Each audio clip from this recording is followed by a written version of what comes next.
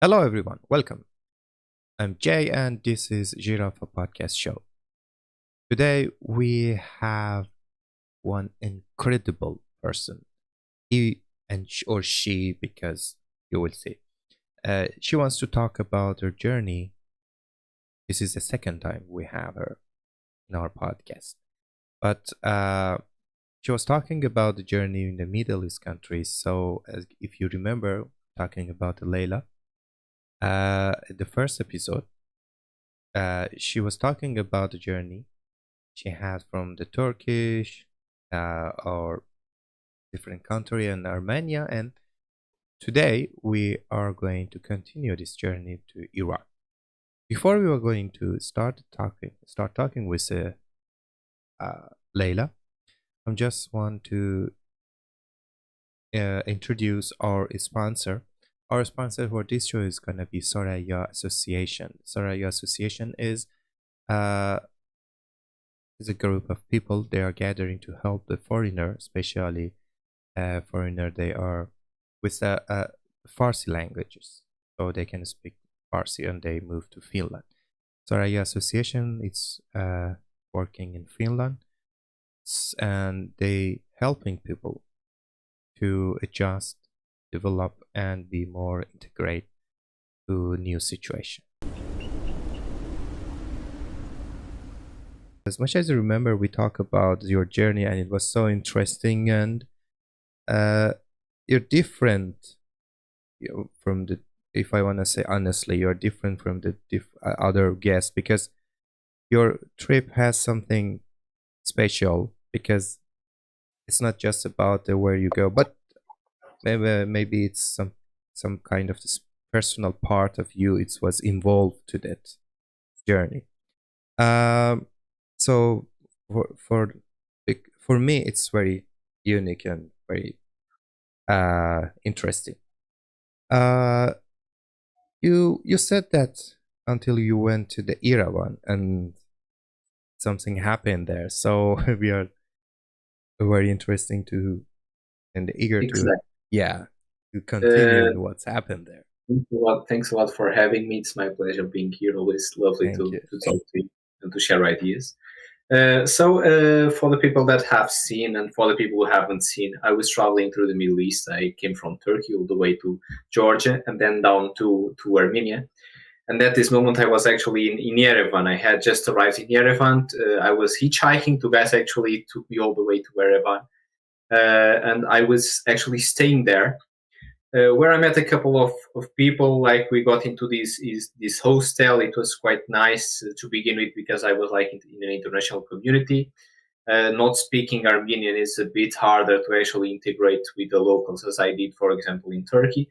So yeah, we're actually this group of international people staying in a hostel in Yerevan. For the people who know Yerevan, it's quite a small city.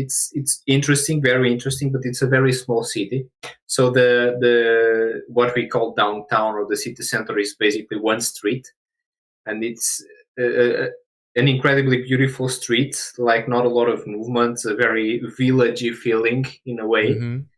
And also everything is within walking distance. So if you get a room in the center of the city, you can actually visit the whole city just by walking there. And that's what we did. So when I was staying in Yerevan, we were staying in the hostel, and we decided, you know what, let's get like this private apartment for us. It will be better. It's also cheap, so let's get just a place for us and stay there because it's much more comfortable than being sharing beds with people. Also, we didn't feel that our stuff was very safe in the hostel because there was absolutely no security at all. Uh-huh. So yeah, we just felt that someone was gonna steal our laptops and everything at any moment. So we decided to kind of get an apartment and like Airbnb and stay like 4 or 5 people over there. One of them was Iranian as well, and he was just there for a visa. And he said, "Yeah, why not? I need to stay here for like 4 or 5 days, so let's get an apartment." That's what we did. The night But we you got know the the people about. Yes, they were. We met there actually, but we had been there for like 3 or 4 days, and then we Uh-huh. decided to do that. So we actually got this small apartment. It was cheaper than the hostel. And we decided, okay, since we are staying here, let's just get to know the city. Let's go out a little bit. Let's meet the locals. And well, it was supposed for my trip to go straight to Iran, so I had absolutely no reason to stay in Yerevan. But the first morning when I arrived and when I saw Ararat, I had to stay. Because for anyone who hasn't been to Yerevan, you see the city, and then there's like this huge mountain behind the city, which is just, I mean, it's out of a postcard. It is unbelievably beautiful and majestic. So when I saw Ararat, I just convinced myself that, yeah, I need to stay at least for a week and to just get a taste of what it is. Yeah, just to get a taste of what the country is since I'm traveling. And plus, I found that we don't know a lot about Armenia. So I found that it was a very specific culture and region which I didn't know anything about, and I wanted to kind of experience that. So the thing is, when we got the apartment, it was actually a tourist trap, and we were robbed. So the police actually broke into our apartment. They took all our stuff, and they never gave us the stuff back. Yeah, we were robbed. They took everything away. Who did that? Fortunately, the police, the Armenian police. Yeah, They steal your stuff. everything. Yes, Police. yes. Why? Because they are corrupt. They are dirty. Okay.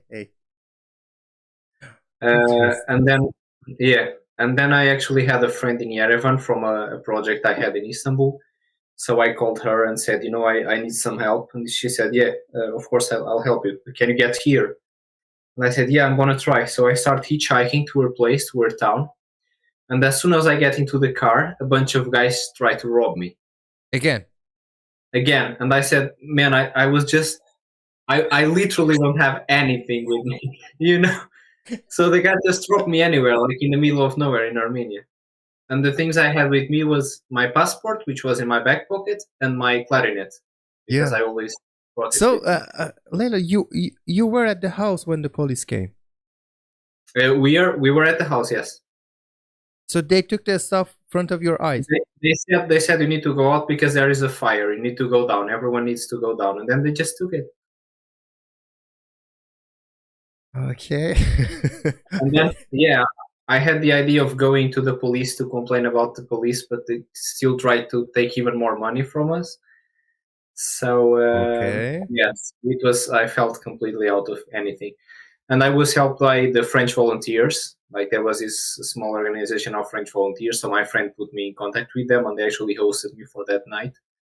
And so what happened for the second time you said that you were up again? Yeah, they just left me there. Like I was hitchhiking, trying to get to my friend's place. And then they said, yeah, if you don't have anything, just get out of the car. And then they just left me there exactly. So I came back. She called the French volunteers, and they actually hosted me for that night in Yerevan. Okay. It was incredible. I mean, and I have a very good impression of Armenian people because I had the fortune of going back later and being a tour guide there, and they are the most incredible, welcoming people that you'll ever meet. But I mean, I just was very, very unlucky. Yeah, very unfortunate. So imagine this: that I was in Yerevan, and the only two things I had was my passport, with luckily the Iranian visa, and my clarinet. They didn't. So I said, well, I said I have two options. I either go back to Istanbul and go back to my place and cancel the whole thing, or I just continue. Let's go. So I spent the night with the French volunteers, and the next morning I just started hitchhiking again all the way towards Iran. With I had just passport and the sax. Yes, just passport and clarinet, yes. I had this small billboard which said Iran. It was written in Persian, Iran. It was the thing that my friend that was robbed as well, the Iranian guy, he wrote it for me because I didn't know any Persian. And keep in mind that the only contact I've had with Persian in my life up to that point was actually through a song I heard in Turkey. It was so it was all the Persian I knew back then, okay? Yeah. And I decided to head to Iran anyways. And well, I hitchhiked. I hitchhiked with a lot of people through the roads of Armenia. It's a very beautiful way. I was stopping in the villages. People were giving me food, inviting me to their homes in the villages. I met a famous musician. It's Gabriel Shahinian. He invited me to his family house. He actually provided some food. He said, "Whatever you need in Armenia, just give me a call." Incredible people. And then I found myself this. It was almost night. It was around 5-6 p.m. And I was in the last road of Armenia that was going to Iran, actually to the border with Girafa. And it was the last stretch of road, and no one was coming. It started to rain a lot, raining like crazy, and I was just there in the middle of the road with a cardboard saying Iran, and no one, no one, no one, no one. And then out of a sudden, I see this bus, huge bus, with the plate written in Persian. And I actually jump into the middle of the road and I said, "Man, stop, stop, stop. I'm going to Iran. I don't care. I'm not." It was in the middle of nowhere. There were no houses, anything. It's in the middle of the road. I'm not going to sleep here because I have no place to sleep. So you take me to Iran. And I knew like I don't have any money. You wanted the bus actually stopped. And I said, "I don't have any money." And then the guy said, "What is he saying?" Someone translated, and he said, "Pulina dori piode boro." It was the first, yeah, it was the first Persian sentence that I've Oh, at heard. that time you couldn't speak Persian. You No, I couldn't. couldn't speak Okay. Persian. I said, like, "I don't have any money, but I need to get to Iran." And he said, like, something to the chauffeur, and he said, "Pulina dori piode boro." If you don't have a money, you can walk. Exactly. Yeah. So he just kept going with the bus, and I was completely out of hope. After like 200 meters, I see the bus stop, and one guy gets out, the guy who translated for me, and said, "Come, I'll pay for it." Okay. So I get into the bus, and it's just incredible, incredible. Like everyone, "Where are you from? Where are you from?" And I'm like, "Yeah, I'm from Portugal." And I kid you not, the guy that paid for my ticket, he said, "Really?" He started speaking in Portuguese to me because he had been working for 10 years in the oil industry in Brazil. Wow. Like, We are in the village now. I mean, This is wow. the second time it's happened to you in the nowhere someone started talking with you some unique language. Come again? The first time you said that you were in the border of I don't know where someone started talking with you. It was in the I don't remember. You said that in the nowhere someone started to talk a language you can understand. Do you remember? It was in Georgia. It was Georgia. Turkish. Yeah, Turkish. And Yes, exactly. that place, it wasn't belong to the Turkish language people. So, but No, right now, but they are Azeris, so they speak it. yeah, but this is the second time something like this happens. Yeah, exactly. But this was even more incredible because I mean, you'd expect Azeri people to be in Georgia. There's a huge Azeri community in Georgia. Mhm. I think they're like 14% or 15%. It's still a lot. But I mean, you're not expecting someone to speak Portuguese yeah. in southern Armenia in a bus heading to Tabriz. so, so I was like, "What?" And they said, "Yeah, I've been working in Brazil for the last 10 years, so I just came to get my visa." And yeah, I even married, like, my wife she's Brazilian, and yeah, I learned how to speak Portuguese. I'm an oil engineer. Okay. I don't know. I should say you were lucky or you were unlucky. I don't know. Sometimes it's happened together, so I cannot decide yet. Yeah, it was incredible. And the guy said, "Yeah, don't worry. If anything happens, if you need anything in Iran, I'll give you my contact, and you're with us." And then, like, literally the whole bus, they started giving me food, giving me chai, like the Iranian style, the Iranian well.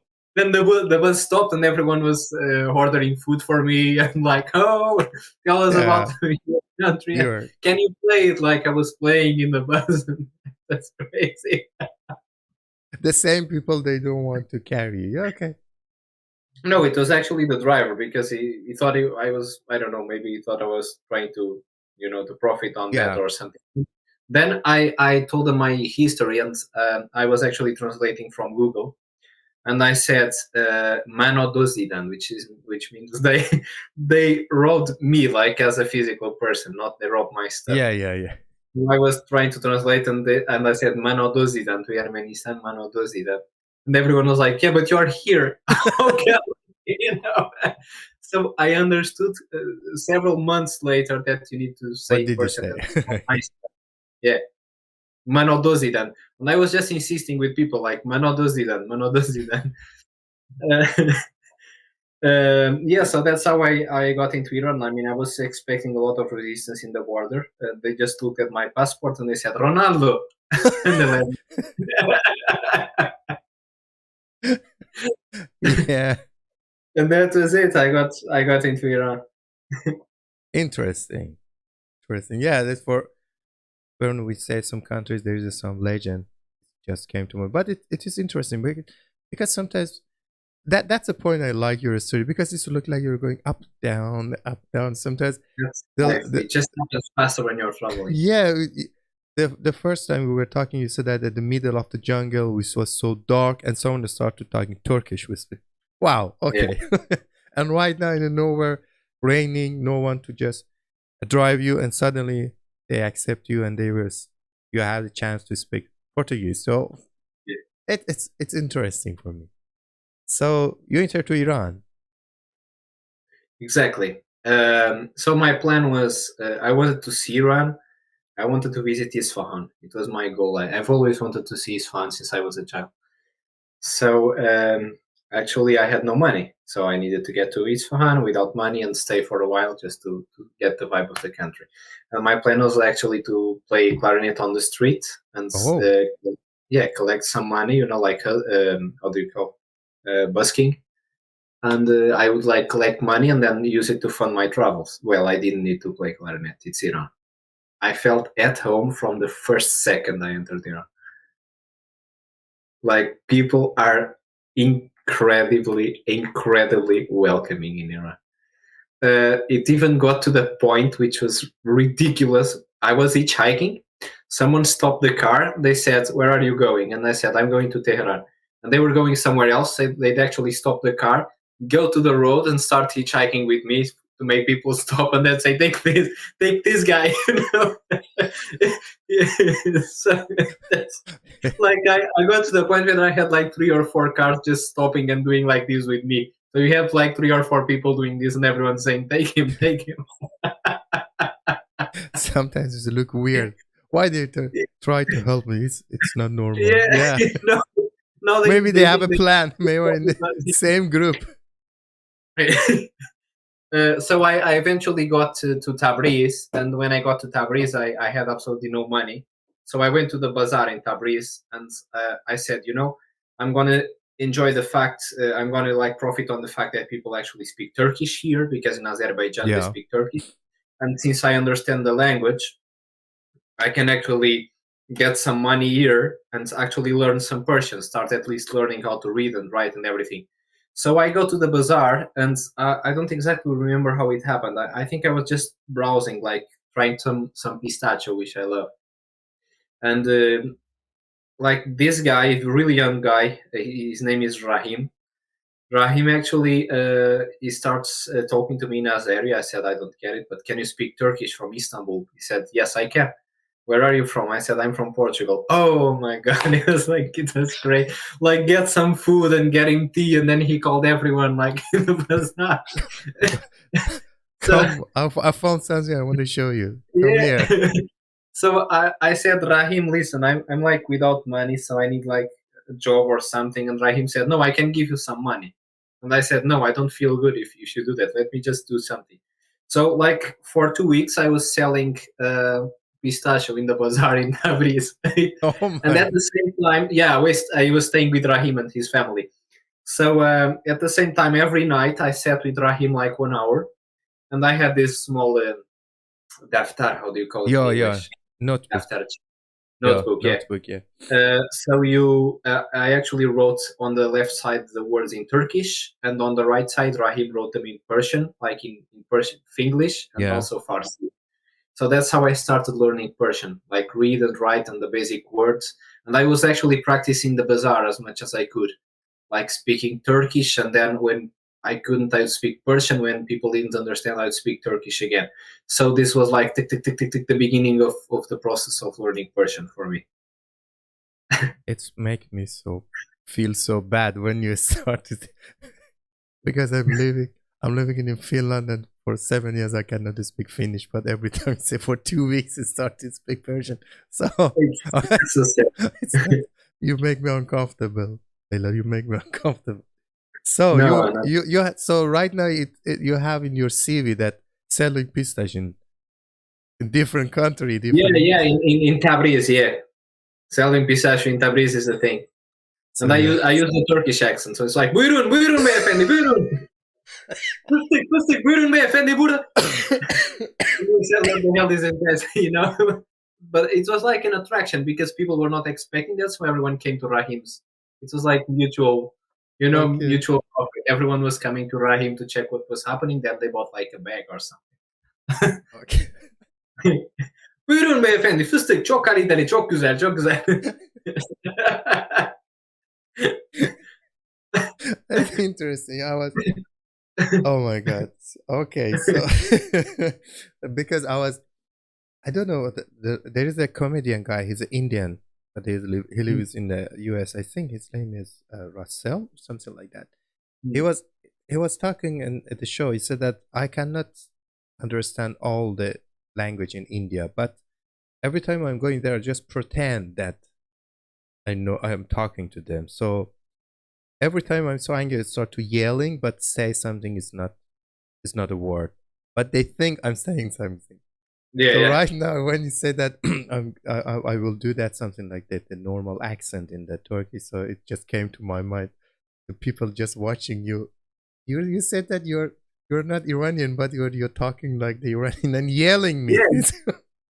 And they were like, the product must be really good. They even have guys from abroad just this.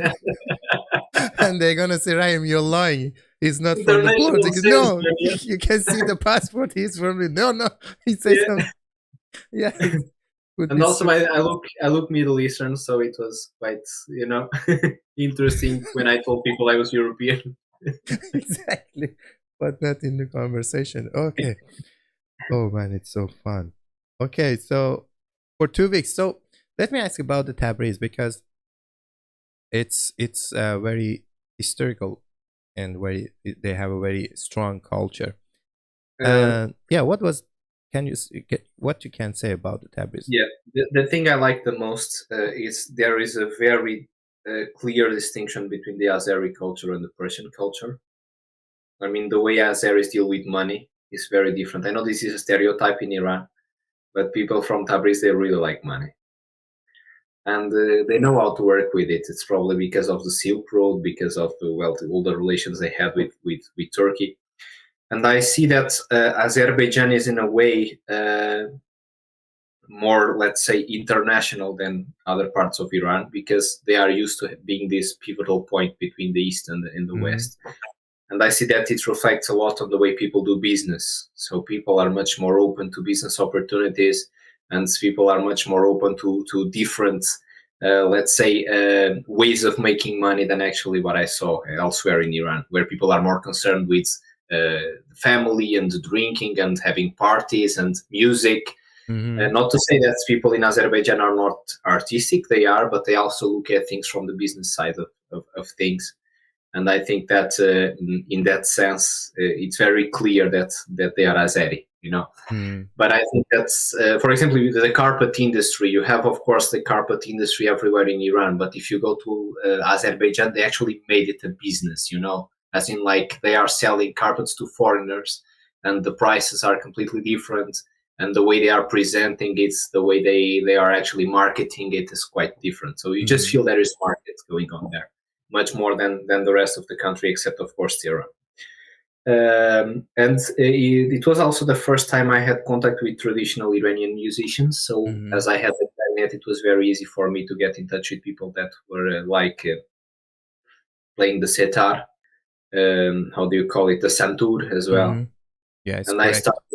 tombak, which is one of my favorite instruments in the world. So I actually had contact with people that were playing these instruments and started getting to know the traditional, let's say, Persian So you music. already knew that stuff, or when you went at the Tabriz, you heard I about knew it? some of it. I knew some of it, but not all of it. I mean, I knew, of course, Shajarian, and I knew Yeah. the big names, but not the way that actually I had contact with it, and I had Mm-hmm. this, let's say, first-hand contact with the Persian music and the tradition of making music.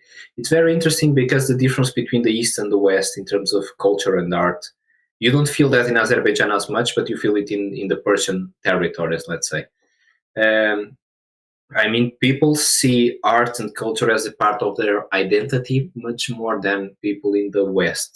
And Yeah. I mean, everyone in Iran sees, for example, Saadi and Hafez as a part of their national identity.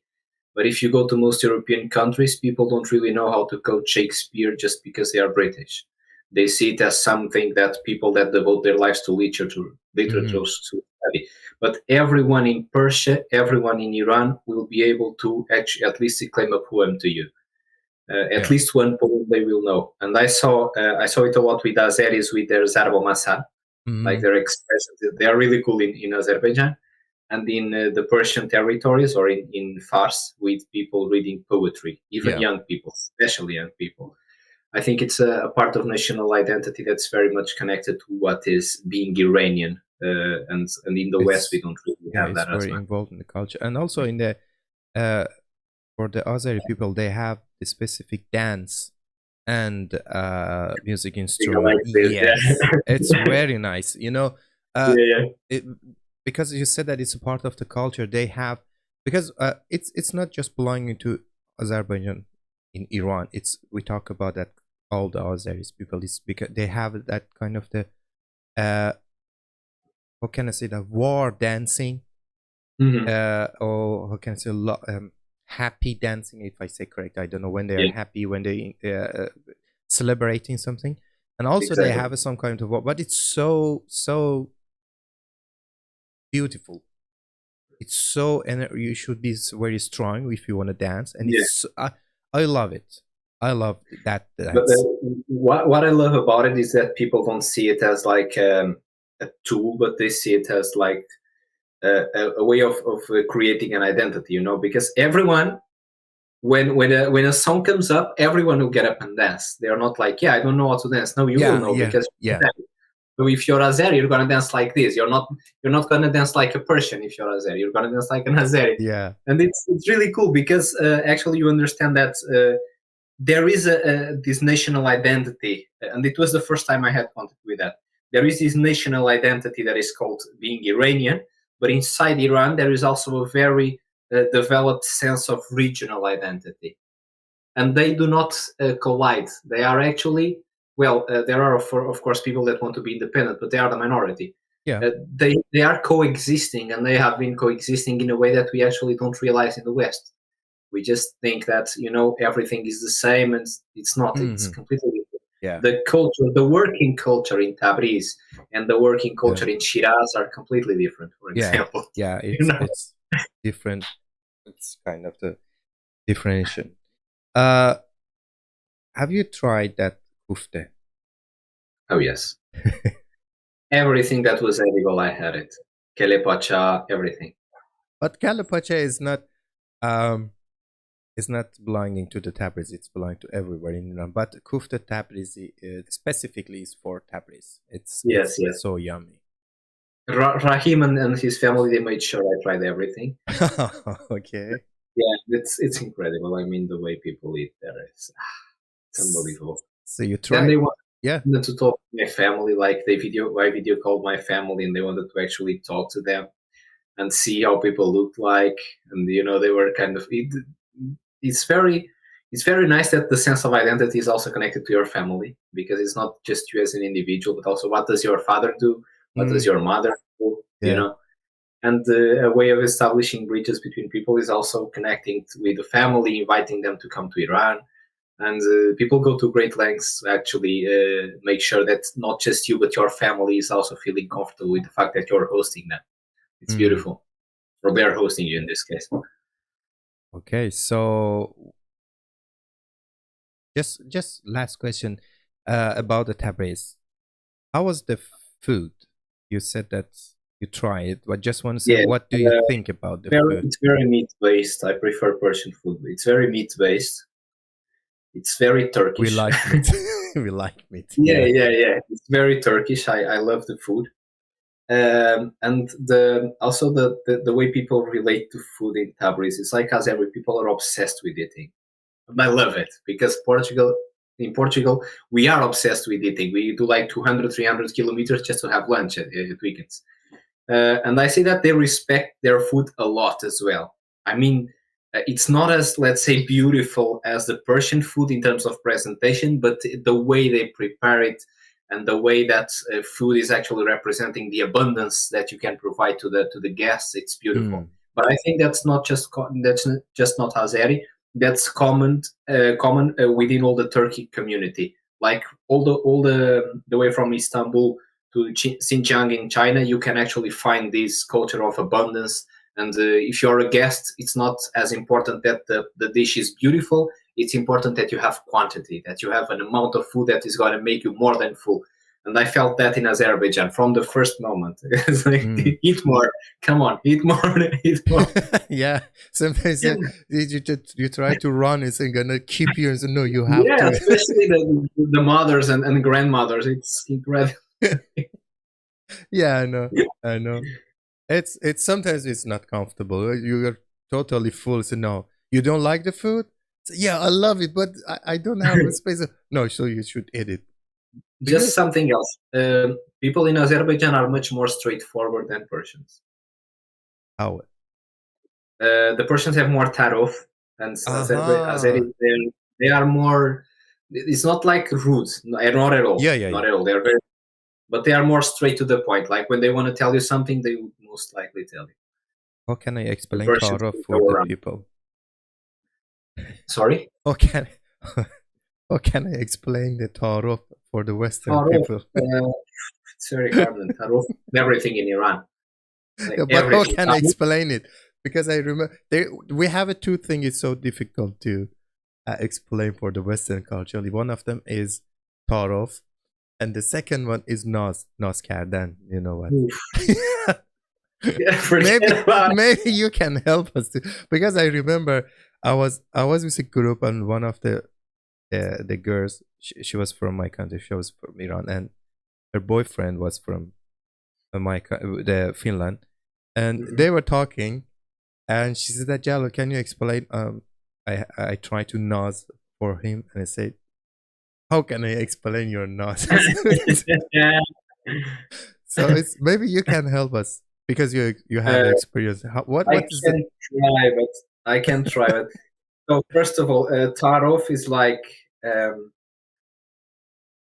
it's a set of behaviors. First of all, okay, that is the basis of what we would call non-formal education in the Persian world, which means that, for example, the way that we are used to in Europe provide our seats to women or to children or to people that are older because not it's not written in the constitution, but it's something that we do out of politeness. Mm-hmm. So in Iran, it's this times 100.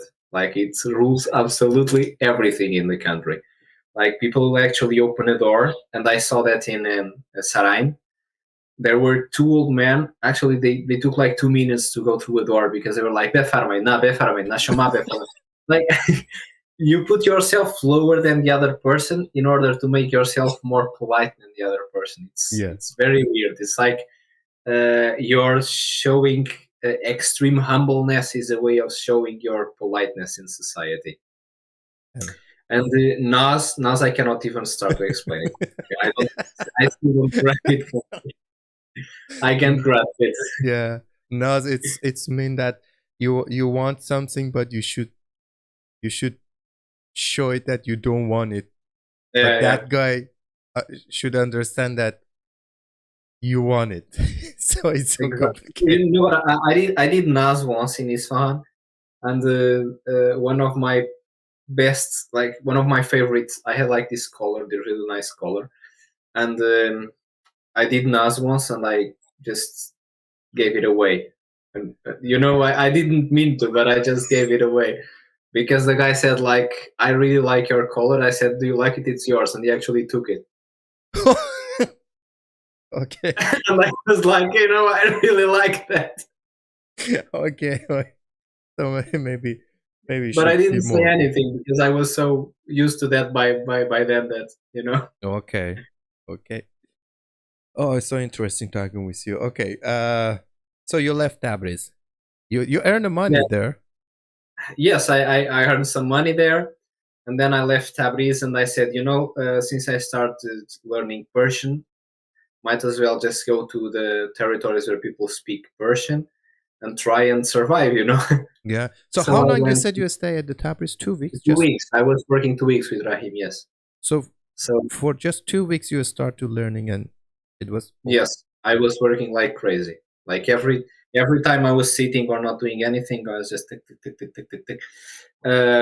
It was super hard, but not as hard as Turkish, because Persian is an Indo-European language, much like Portuguese and English and everything in Europe, except for Magyar and Finnish.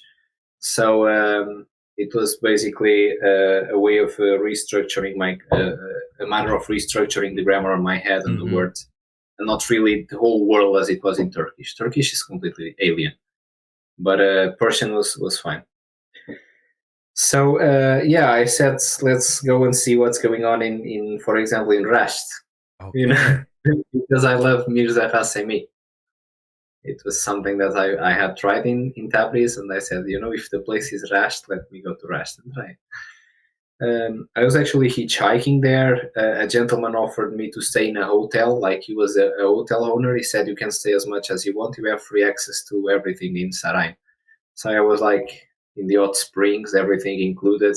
I didn't pay for the hotel, for the restaurant, for the hot springs, anything. He just offered me. They And he have said, some hot water. Uh, I think. yeah, Yeah. it's incredible. It's really nice. And they have a Shah Savan as well, the nomads there. Yeah.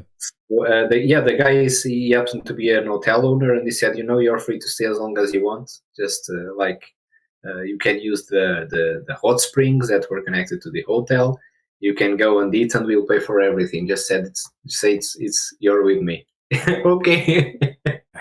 So I didn't want to abuse the hospitality, so I just stayed a couple of days, and I thanked him, of course, and I left. And when I was going to Rasht, I remember clearly I was going from Sarai to Rasht, and I actually hitchhiked but paid for it. Like I paid like, I know it was 10,000 or 15,000 Oman. It was really cheap. Like you could just buy basically a small meal with that money, and that's how much the driver charged me. So the distance between Sarai and Rasht is quite considerable. It takes a while to get there. So what happened was that the guy actually stopped and said, "You know what? Let's have lunch." And then he proceeded to buy me the lunch and to buy me some nargile to smoke, and then let's drink some tea. And I'm okay. Right now you're not on profit, so you're not even making money with this trip. And then the guy started filling the car with more people, and as he stops along the road, he starts ordering food for everyone because they were guests, but like they had paid, but what they were paying was not even like 10 or 20% of what he was spending. So I didn't. So the guy was like, is anyone hungry? And there was me and one guy. We said, yeah, we could have something. So the guy actually ordered things for us. He didn't charge any money. So I said, yeah, you're basically not paying any money for the trip. But I think that's how tarot works. After that you Yeah. just Maybe he if was you expecting to pay, but you didn't pay it. no, but actually I offered something and he didn't want to because it was just ridiculous doing that. Like it was not fair at all.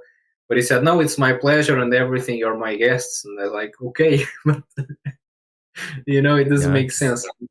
He was going to Rasht, so he took us there, and it was quite nice. From the first moment, it was quite nice. I don't remember how it happened, but I met some. Oh yeah, I remember. I was in Rasht. Some people were throwing rocks at me because I was a foreigner. They didn't understand. Yeah, some kids, like, they started throwing stones at When me. you were walking? Yeah. I was walking. They started talking to me, and they said they understood I didn't quite understood the Persian, and then they started just throwing stones at me, and I ran away. And yeah, it was the only reaction that I've seen like that in Iran. It was the first and last time that something like that happened. So I sat into a park in Rasht and I started playing my clarinet, and I said, yeah, let's try and make some money to have a place to stay tonight. So as soon as I start playing, it's unbelievable. Like hundreds of people just, like there was a guy started collecting money, like out of nowhere. He didn't even ask me, just got out of box and he started going around like Oh, interesting. and then a couple of university students, they just grabbed me and said, stop playing, you're coming with us, let's go for dinner, let's go. And everyone like, let him play. I said, no, he's coming for dinner. So people were actually like, they like, were fighting for you. Okay. Yeah, that's great. So you're getting very soon popular there. It was incredible. I even got to visit, like I stayed there for a week. I even got to visit a university there. Which university? And I don't remember the name of it. It was like architecture university. I don't really remember the name. It was quite modern. So I got to visit Gilan University. I don't remember, unfortunately. It was in Rasht. Yeah. It was because if you talk about the Gilan University, it was my university when I was there. Okay. It was quite recent and quite nice, actually, quite clean. So I went to the university. There was this one class of architecture, which was like 19 girls and 2 guys. So it was quite. So you talk about that university, you need to take a bus or yeah, it's not in the city center. It's a bit not far. Yeah, that's the point. Yeah. Do you know that? Yeah. It was my university. Oh, great. Yeah. So one of the teachers, he actually said, like, he reserved this spot in the end of the class, like this small window of time, like 10-15 minutes. And he said, after the architecture class, he said, we have a special guest with us. He's coming from Portugal, and maybe you want to ask him questions, and maybe you want to ask about his country and how people live there. And so everyone in the class, like, picture this, it's like 19 girls and 2 guys. So everyone was like,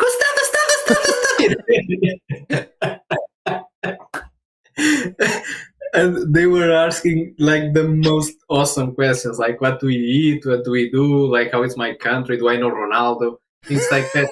He's my neighbor.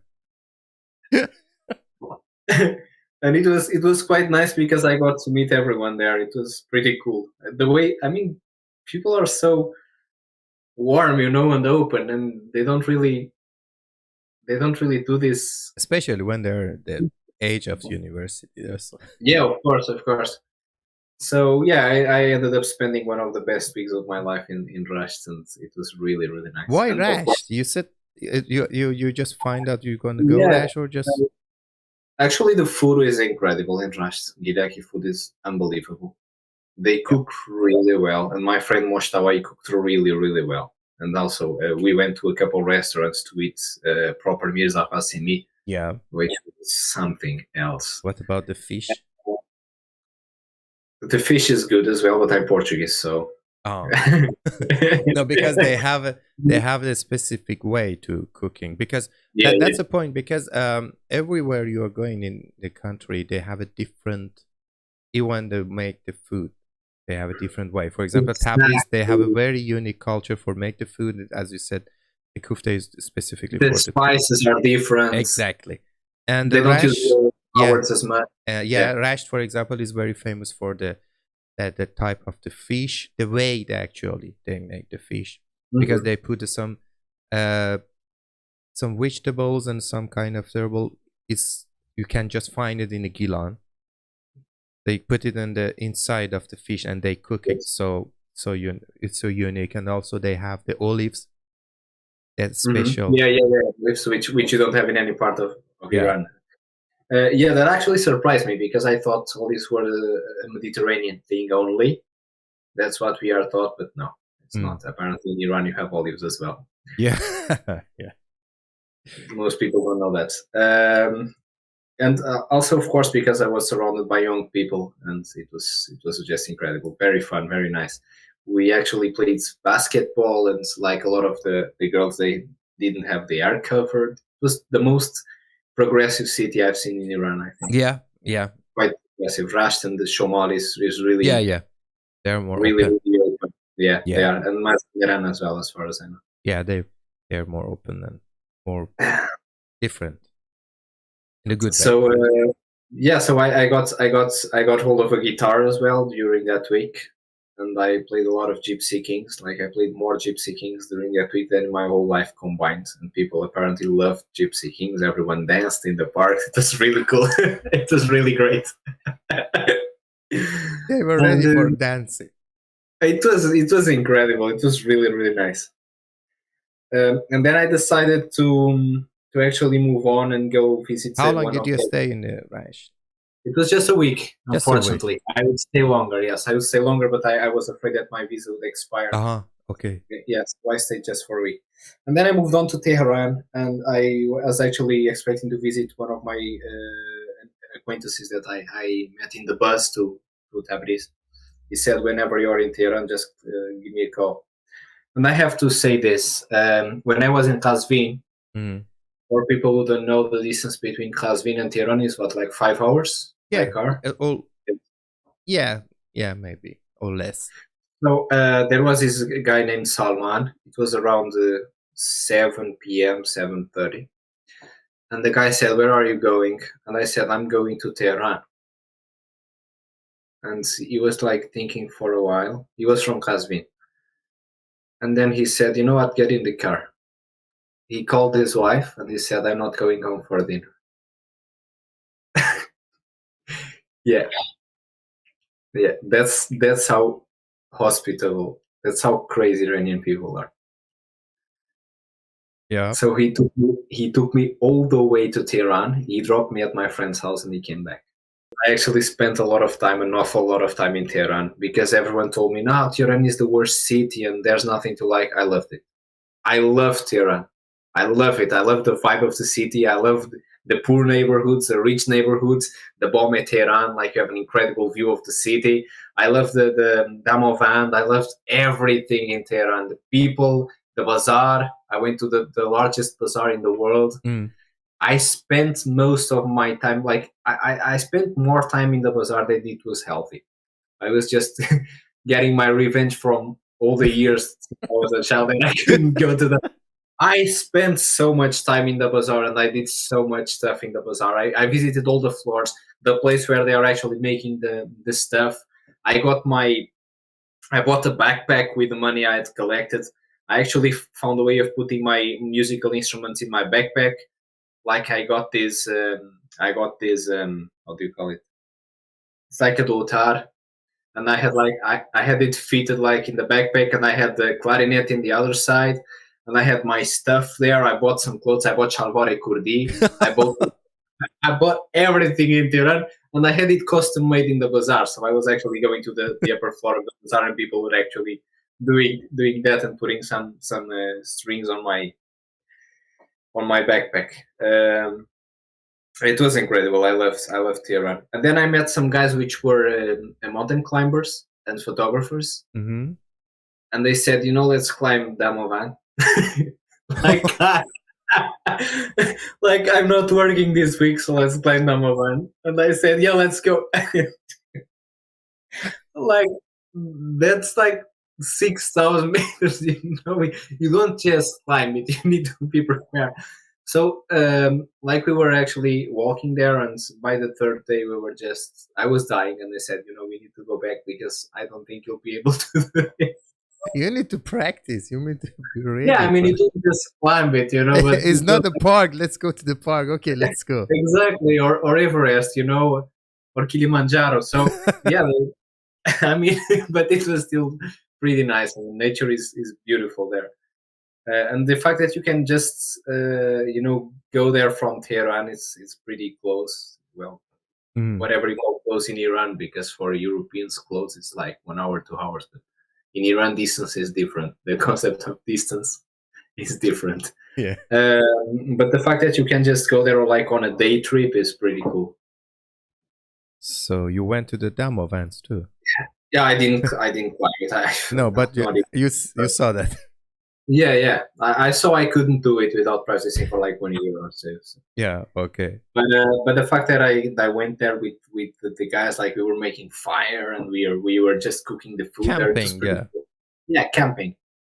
The relationship that Iranian people have with nature is pretty interesting. Like you value green and lush and water and forests in a way that is incredible, because I don't see it elsewhere. People valuing parks and cities and water as much as Iranian people do. And it's not something that is recent. It's something that it's been like that for several hundred years. I think, unfortunately, we are not in the best phase of nature preservation in Iran right now. This is not the best phase for the forests and the water of Iran. Yeah. But I can still see that there was a lot of care involved before the Islamic Republic in taking care of the nature, the species, the parang, the rivers, Ayan Derud as well, when it had water, and of course the forests in northern Iran. It's unfortunately and the lake and the river, yeah. Yes, and the respect that people have and the way that people behave towards that is pretty cool to see. Even especially young people that actually start to think differently and understand the importance of the natural resource. I think it's also related to the fact that like 2/3 of the country is almost desertic. So like you have the forests in the northern part and in Kurdistan as well, but I think people value it much more because of that. And in Zagros, of course. Yeah. You have a different type of any type of the natures in the country. Okay, what's next? What's happened? Next, I said, okay, let's go to Isfahan. After I renewed my visa, it was a lot of trouble to renew my visa. Why? It was because Iranian officials like to make things complicated. When they feel they have some power, they like to complicate stuff on purpose just to feel that they have it.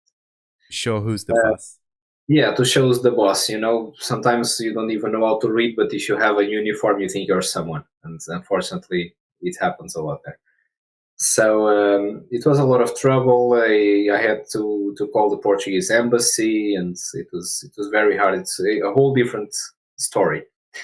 But I was eventually able to do that and to go to Isfahan. So in order to go from Tehran to Isfahan, you have to cross the desert, and I wanted to cross the desert and see the desert because it was one of my childhood dreams. And apparently, you cannot go to Kevirelut without a touristic, without a tour guide. Yeah, it's difficult. And of course, I was not gonna spend my money on a tour guide, and I wanted to just go to the desert as people go to the desert. So the way I did it, there was this checkpoint. They stopped the cars. They saw my passport. They said I couldn't go in because it was a restricted area. And if I didn't have a tour guide, I should hire a tour guide in Tehran and go to the desert. So I came back.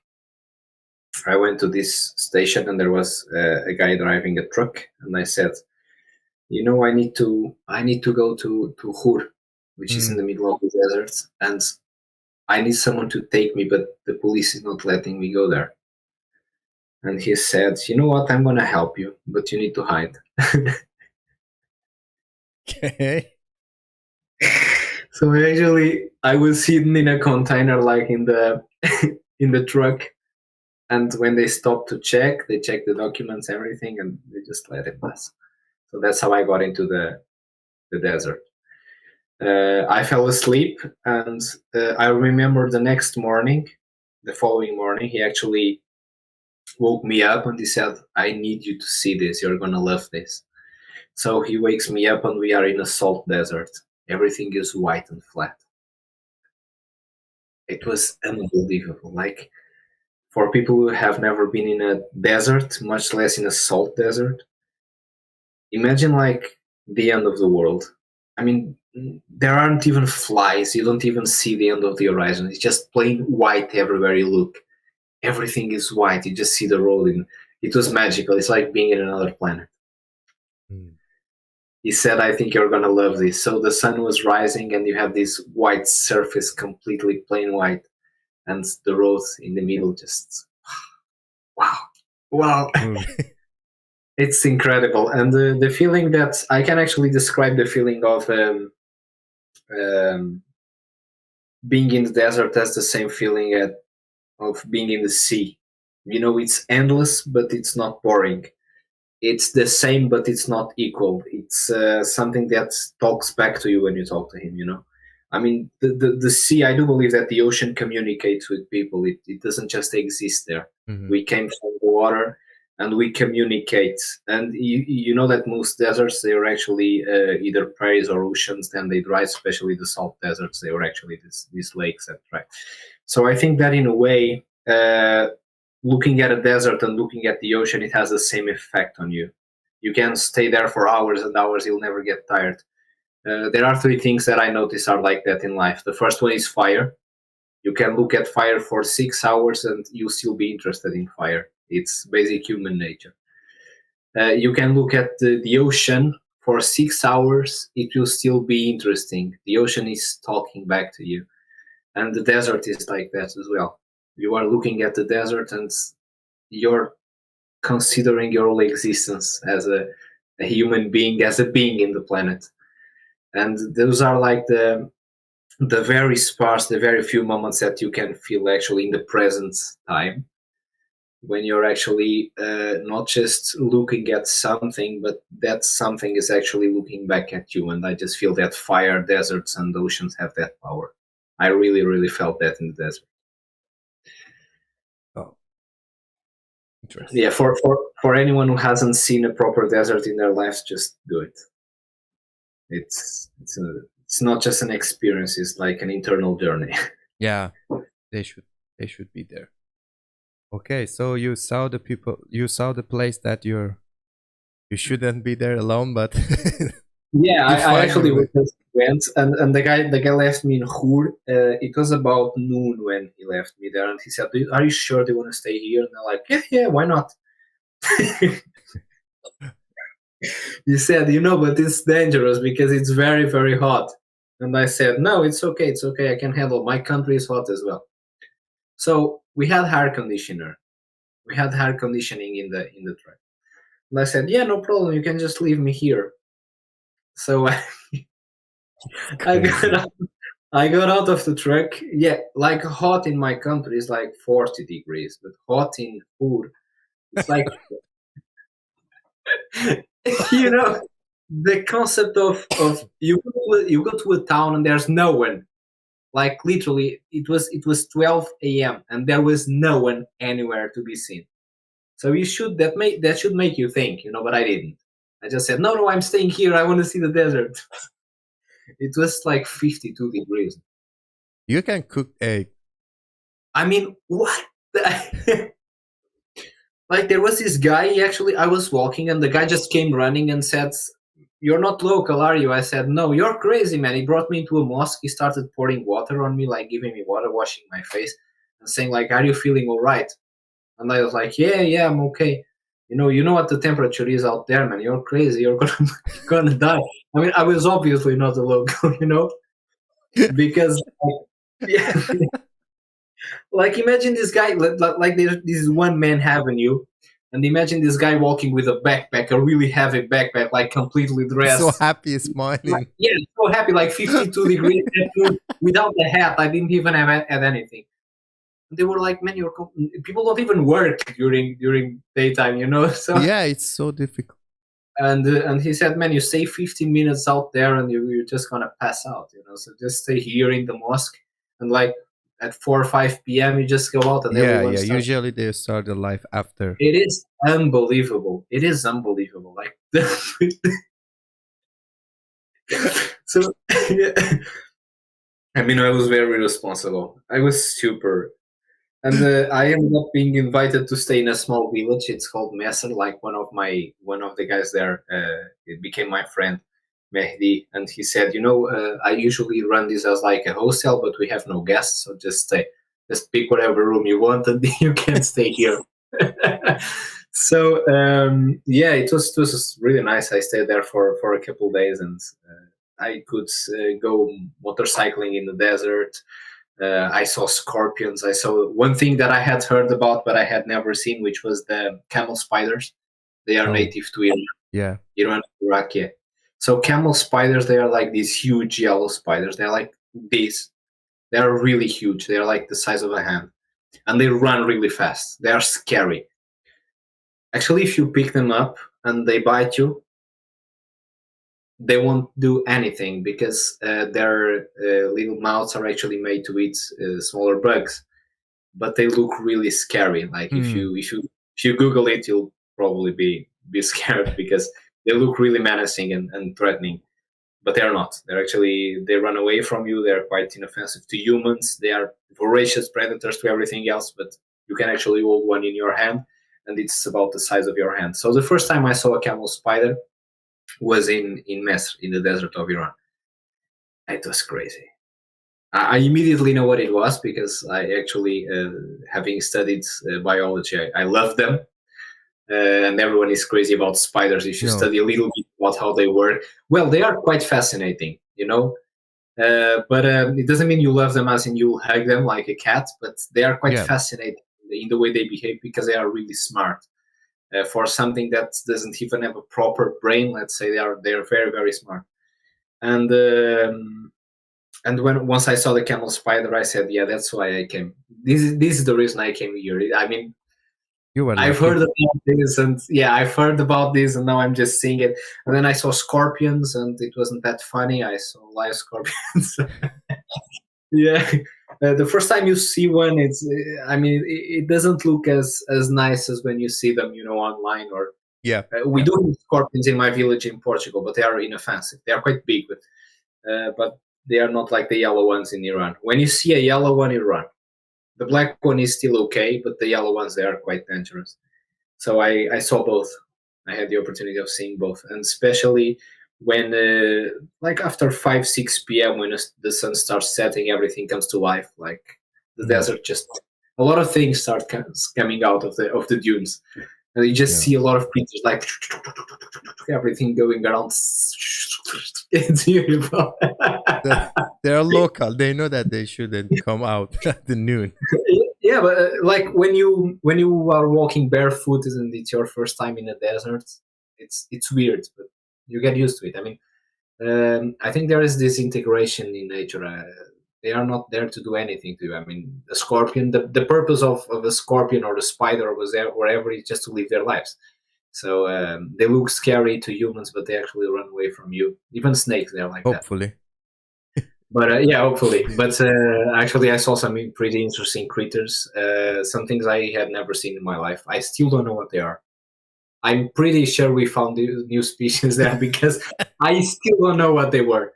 I remember one night I was sleeping, and there was this was a traditional home, the ones made of clay Yeah, with yeah. camel. He was a camel breeder. He had a lot of camels, like 14 or 15 camels. So he had this house made of clay, and we were sleeping there.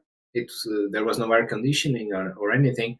So I remember I was sleeping, and like my body was naked from the belly upwards, and I remember that's a lot of small how do you call them, the beetles, like the beetles in the desert. They are not like this, they're like this.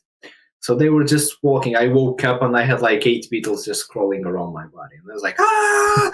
I was like, what's happening? What's happening? And I said, this, he said, yeah, that's normal. As long as they're not scorpions, you're fine. You know what? How should I know there's? You what? There? You were lucky. There's some kind of thing. I just saw the largest freaking bugs I've ever seen in my life in that place. Like there was this oh my god, they look like lobsters. Like they were moving. I cannot imagine even I have It's experience when really I was good. walking at the desert, so it was so scary because when you put your foot on the desert, you're going down. It's gonna Yeah, be and you're so. like, okay, it's gonna sting. It's gonna Yeah, sting. So, I but you know. don't know who's under the sands. The And you rating have the is small hole in the sand. You know, when you see exactly. the small hole in the sand, and you're So like, there should be something that they should. yeah, not snapping there. Yeah. So no, I'm not that much brave to do that one. So I prefer to stay at the car or be far from the desert. I love it, but I mean, living there is quite harsh. I, of course, can't imagine myself living there, but it's an experience. Everyone should try that once. It's like seeing the ocean. It's beautiful. As much So as from it the is. desert, I continued to my main goal, which was seeing Isfahan. Finally, And you visit. yes, Nesfa Jahan. Yeah. And Isfahan had been one of my must see places since my childhood. It was as impressive as I was expecting. I loved it. I was a bit disappointed because the rivers I on the route had no water, and all the pictures I had seen were with water from the Mm-hmm. Siosepor. The city is just incredible. I mean, the end of the desert in Isfahan is one of the most impressive and beautiful and majestic things you'll see. Because for the people who don't know Isfahan, when you're coming from Hur, you're actually traveling like towards Isfahan, and then Isfahan is actually the beginning of an oasis. So it was actually not just a city, but it's also an oasis that was actually converted into a livable city near Zayanderud. So you have the desert, and then at this point of the desert when you cross, there's like this line of trees of green. And the guy I was hitchhiking with, he said, after this, everything is green. All the way to Kurdistan, you'll find green. Yeah. So it's actually the end of but it's very drastic. I mean, it's like sand, sand, sand, sand, sand, sand, sand, trees, you know? And when you enter Isfahan, it's very majestic. You have the mountains, you have the beautiful city, the mosques, and you feel like you're in a movie. Yeah. it's, Yeah. it's so great. I love the city. I love Isfahan. The park is huge. There are foxes in the park. It's beautiful. The environment. The Meidune Nashe Jahan, which Mm-hmm. is the second largest Yeah. square in the world after Tiananmen. It is just marvelous, wonderful. Everything is so big in this one. It is. It is. I mean, I think it's like the American version of Iran. Yeah. Even the way people behave, they are very capitalist, very, very money oriented in Isfahan. But well, you have to consider it was the old capital, and people, of course, got used to the Silk Road and everything. So now I found a lot of similarities between Tabriz and Isfahan in terms of Mm-hmm. the way people regard money. Yeah, but also in terms of what we call Persian culture, or what was the, let's say, what we usually associate with Iran. I think Isfahan and Shiraz. They are like the best examples of Minakari, for example. Yeah, the art and the culture. Yeah. It's unbelievable. It is unbelievable. Isfahan is just an experience. Isfahan Esfahan. It completely lived up to my expectation. Okay. So they didn't disappoint you. No, not at all. Except for the water. I would rather see it with water, but that's Yeah. the point. Yeah. Yeah. Still have the problem. Yeah. Okay. So that you visit Isfahan, it was your final destination, or? No, it was my main goal. Actually, I was hosted by a crazy guy there. He was the craziest person I met in Iran. Yeah. And he was a friend's friend from a friend in Tehran. So he said, yeah, I can host you. And he was actually hosting more people, not just me, just whoever came, he just hosted. And the guy was completely crazy. Like the amount of substances that guy uses. Like you could sedate the whole city with that. But he was actually a very successful businessman, so it was quite interesting to see that.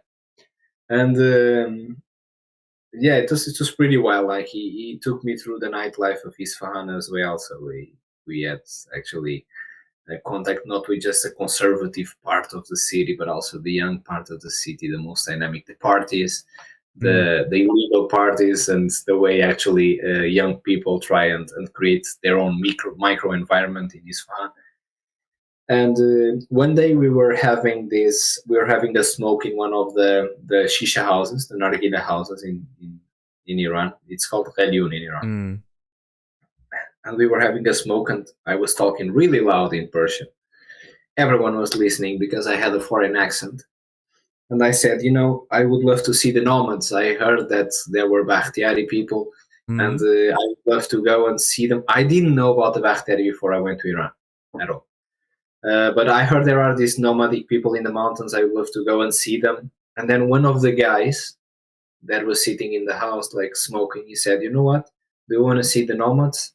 You need to come with me right now. Like, you need to decide now." And I had never seen the guy or anything. So I looked at my friend. He just said like this, like he was smoking, and he just did like this. And I said, "You know what? Let's go. Why not? I mean, worst thing is going to happen. You're going to take one of my kidneys. So let's go." Or both. So the guy was actually from a village in Zagros, and his family was Bakhtiari. So yeah, he took me. They hosted me in the Zagros mountains, and I had the opportunity of staying with the Bakhtiari for some days. It's really nice. Yeah. Sometimes life presents you with some opportunities, and you need to take them. You need to risk. You need to risk. At least it's not a scorpion. You're safe. Yeah, this is not a yellow scorpion. So yeah, I just took it, and it was one of the best experiences of my life. Interesting. So you almost seen every different type of the ethnic and people. Yeah, I didn't see Balochistan. Unfortunately, I just saw one Baloch people. Maybe next time. Maybe next time. It's a lot of things to see in Iran. I mean, the south is different, and Balochistan is also something else. And it's quite huge. It's a huge country. I mean, very, very diverse, and you cannot see it in a short period of time. And then I went back to Kurdistan. Kurdistan is my home, because of course I had mostly contact with Kurdish people throughout my journeys. I can speak some Kurdish, and it was actually, I felt at home from the first moment, because there is, even though the cultures are different in Kurdistan, there is something very transversal to them. So when I went to Kurdistan, the people are very poor there. Their life conditions are very bad, but they are super welcoming. And I just felt that, okay, this is home. I'm back. I'm back in my comfort zone, Let me just tell you something. Yeah. This is one of the most interesting stories I have from Iran, and everyone asks me about it. When I was in the border crossing to Turkey, I was stopped by the Iranian military because they thought I was an Israeli spy. Spy? Wow. Yes, they thought I was an Israeli spy. They are very creative. In the end of the Portuguese passport, there used to be a picture of our most famous writer, Fernando Pessoa, poet.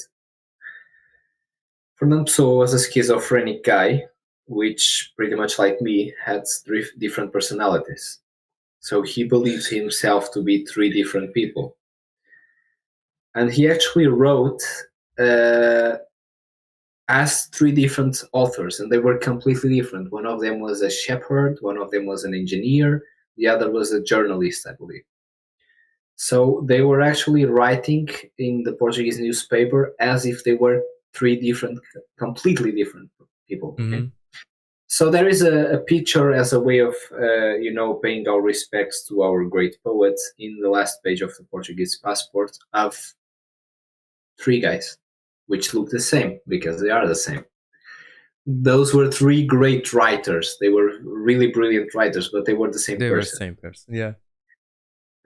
So the guy, he didn't have anything else to bother me with, because of course I was not a spy. And he got to the end of the passport. He said, "Who are these guys?" And I said, "Well, this is the same guy." If it's the same guy, why are there three guys? So yeah, I spent like 8 hours explaining. Yes, explaining in Persian, or trying to explain in Persian, something that in school we take 7 years to learn in Portugal, which is the concept of different personalities, heteronyms, as we call it. Yes, they were interrogating me for 8 hours. crazy. Yeah. So I crazy. don't know what happened. I wrote this email to the Portuguese authorities. I don't know if it was because of that or not, but the Portuguese passport doesn't have it anymore. It's gonna Yeah. make no excuse for someone Yeah. trying to just find Yeah. them. I mean. Interesting. So yeah. Wow. And I really enjoy when you're talking about, because you have a very wide view when when you're going somewhere, you're not focused one thing, you can see different. So it was so interesting about it. Yeah, I mean, the world is a continuum, you know. Yeah. The world is like the borders is something that we set in our minds because if you see it from above, it's all a continuum. I mean, the animals Yeah. don't respect borders. Yeah. The And birds, the birds don't really need a stamp on their passport, yeah, I do think they? you are I've never been in the situation to talk with someone like you, that type of the trip. Let's go. If you want to go right now, you should go right now. I say, okay, let's go. I've never been. I should think. I should say, okay, who's that guy? What should I do?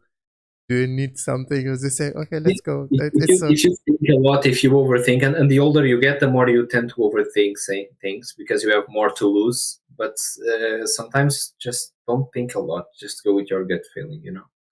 You can do the Uh, risk sometime. yeah, there is something I usually tell my family and my friends, which is like, if any day you enter a plane, you board the plane, and you're completely comfortable with the fact that the plane is gonna fall and you're gonna die. If any day that happens, then it means you're living the right way. You're prepared to die at any moment in your life, and you're accepting life as it is and not as it could be. Because Yeah. if you're thinking about what it could be, you're never living in the present. You're not making decisions based on your condition. You're making decisions on a future hypothetical you that may or may not exist.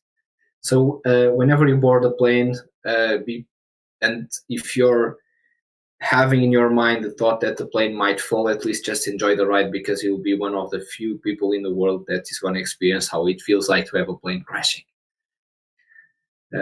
I mean, it's a bit of a macabre thought for some people, but it's a very accurate measurement of happiness for me.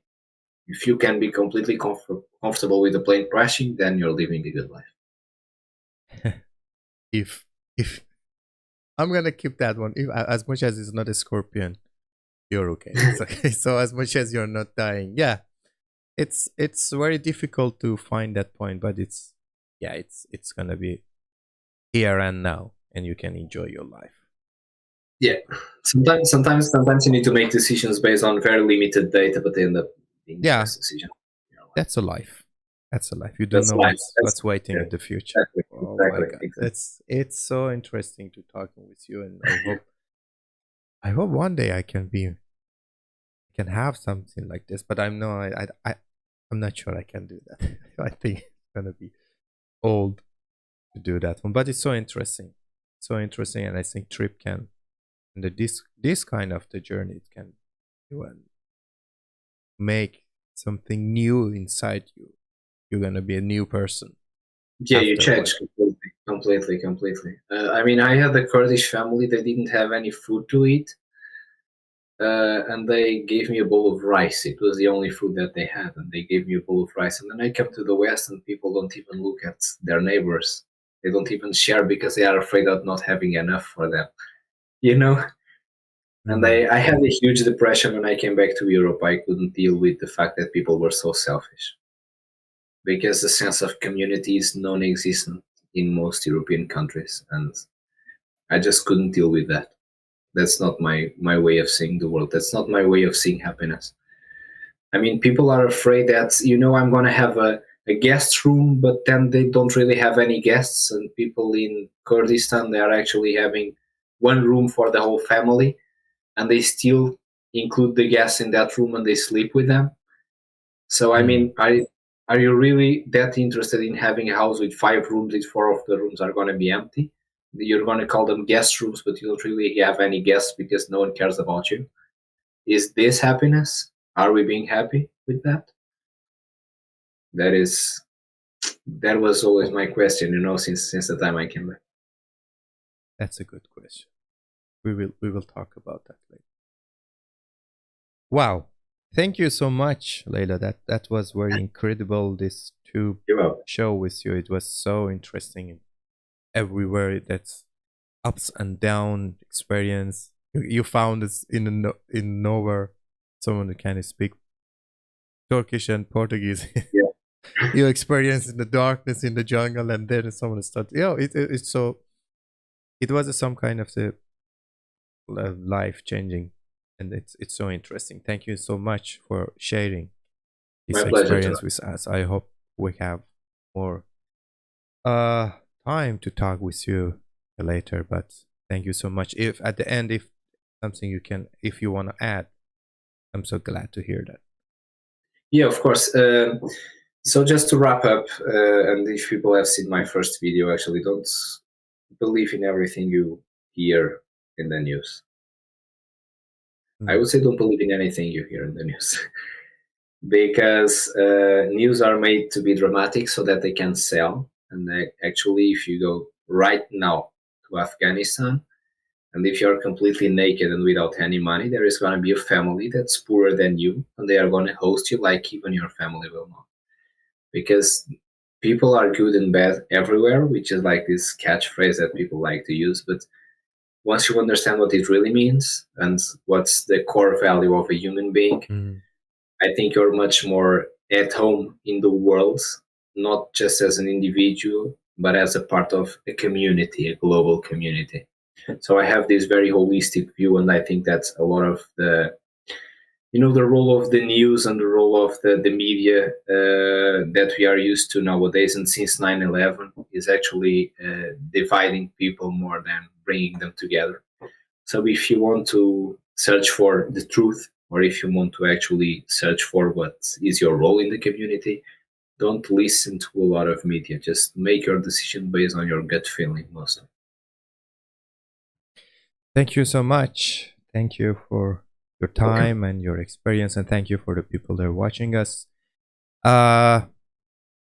Please subscribe, and if you have experience and you like to share it with us, you can contact, and we will have you show. Thank you again. I hope to see you again, and thank you for everyone to following us and watching us. Thank you, and have a nice night, day, and your time.